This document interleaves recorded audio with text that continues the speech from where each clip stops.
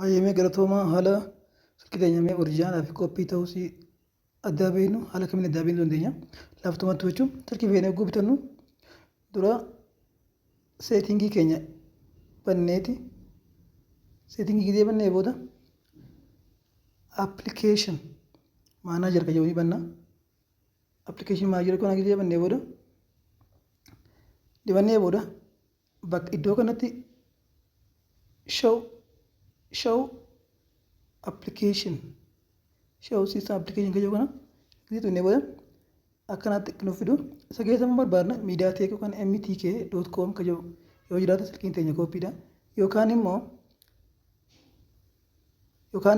com spectrum iddoo kana keessa gula laalu oggoos keessa laalu spectrum silkiin keenya PSC silkiin keenya kanaafu miidiyaatech kan jedhu waan jireechaa oriijinaalaa jechuudha akkana beeknaa jechuudha.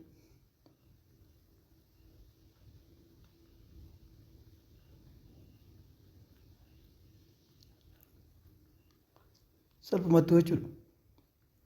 Iddoo kana gulaalu MTK application mediatek.com mediatek kaampaanii yoo jiraate silkii keenya koppiidha ta'uu ni beeknaa jechuudha. Yookaan immoo spectrum yookaan silkii keenya yoo isaan